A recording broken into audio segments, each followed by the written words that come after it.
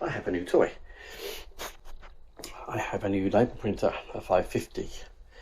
Now, I got this because my old label printer really doesn't label up consumer boards that well. So I trawled around, looked at some reviews and things, and this is the one that people seem to go for. It's not cheap. I got this one from Screwfix for about 170 quid, so it's not a cheap thing.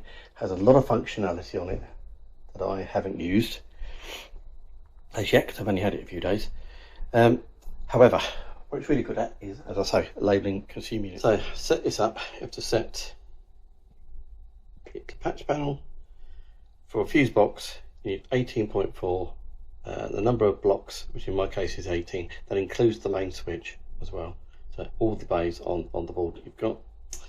Keep the orientation the same. There's a second page to this. There we go. Because the main switch is on the right hand side, you've got to set it reversed on. Set advanced on, and I'll show you why you do that in just a second, and leave margins off. And then when you click on OK, you'll go to the advanced settings. There we go. So it's already set all the block lengths to 18.4. Second one in on the fuse box boards is the main switch. So you double it to 36.8 on this one. First part on a fuse box board is an SPD. Second one is the main switch. Third one is the MCB that protects the SPD, and then you go on from there. Make sure you do it that way around, because if you don't, the main switch prints out on the wrong side. Tested this out, like I say, and it all works absolutely fine.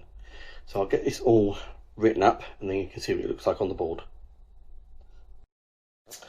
So that's how the strip looks when it's all printed up. So I need to cut. I could have done away with that actually doing this, because I've got labels for those three there, so I can cut there, and I'm going to cut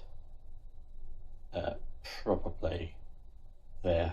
That allows for the blank to be in place. I'll probably cut that one there. Okay. So with the labels in place, that is how it looks. I think it looks really professional, that does. I like that new gadget.